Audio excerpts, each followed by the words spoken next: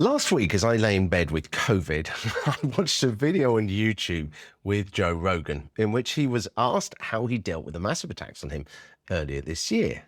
Now, there was a lot to pull from this from a PR perspective, because so often in PR, it's about the techniques of crisis management, right? But how often do people talk about how to deal with it as a person when your organization or you are coming under attack on Twitter or in the mass media?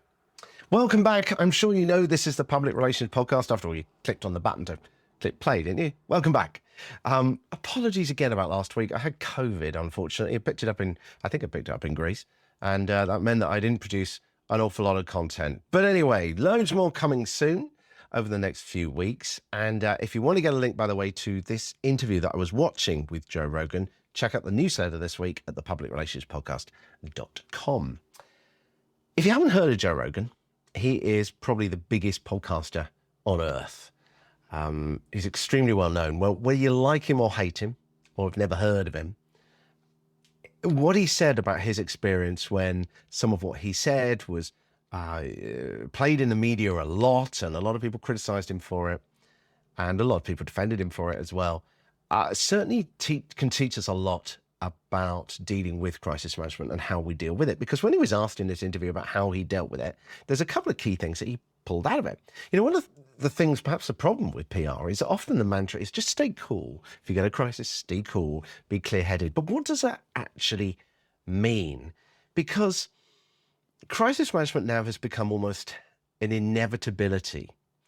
You know, in the old days, if a paper picked up on something, then you'd have to deal with it. But on the whole, you could probably get away with it for years with no problems. But now with Twitter and with so many media outlets, the chances of you having some sort of crisis during your time working in a communications role, or even if you're just being your own self-brand, promoting yourself, someone criticizing you and trying to do some damage, is an inevitability. So it's no longer that mindset of thinking, well, if it happens, it's a question of when. So how should you approach it when it does? Well, this is what I got from Joe Rogan's interview. The first thing is to not let other people define you in your mind, because when you do, you just keep repeating that over and over again. And that's part of the problem, because as Joe Rogan says in the interview, is that when you've got a clip, a few seconds of you saying something being played over and over again, repeatedly, 24 hours a day on national media, it is very easy to start forgetting all the other things that you did, which were right and had no debate about or whatever. And you start focusing in on this thing, and you start questioning yourself as well. Even if you think, actually, this was taken out of context, or it was blown out of all proportion.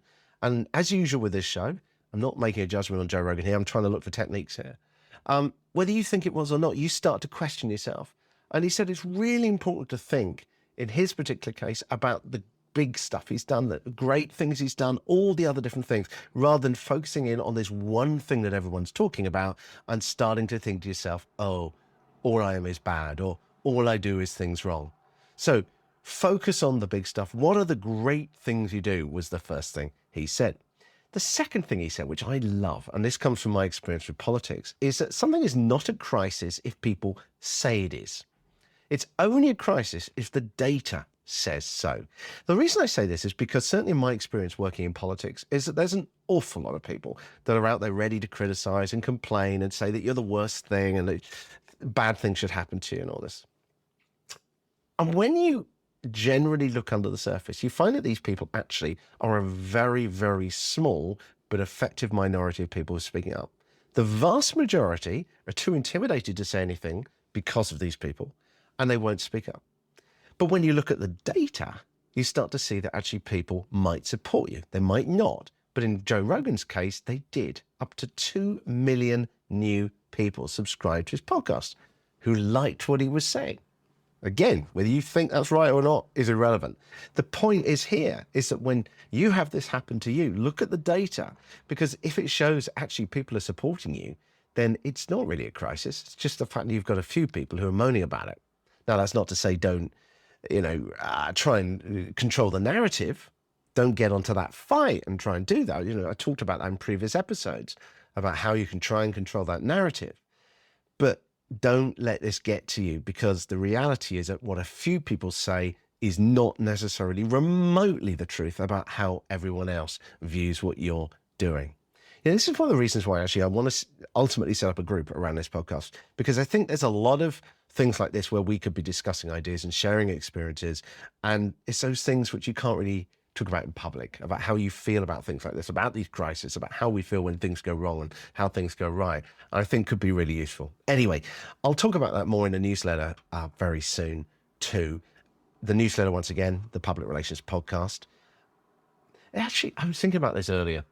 You know, there are plenty of examples in my career in communications where I've messed up.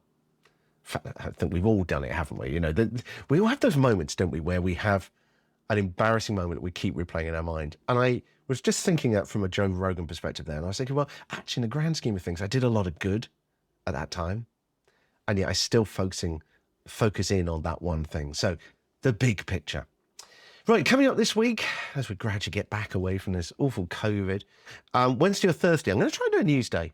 And what I mean by that is I'm going to look at a story that is happening that day and try and see how we could use it. Everyone watching this show or listening to this show could actually use that to latch on to a story that you want to put out there about your organization or about you as a personal brand as well. So I'm going to try and pick a story at random that is actually happening live on that day and try and see if I can suggest some ideas about how you could actually take advantage of it that day.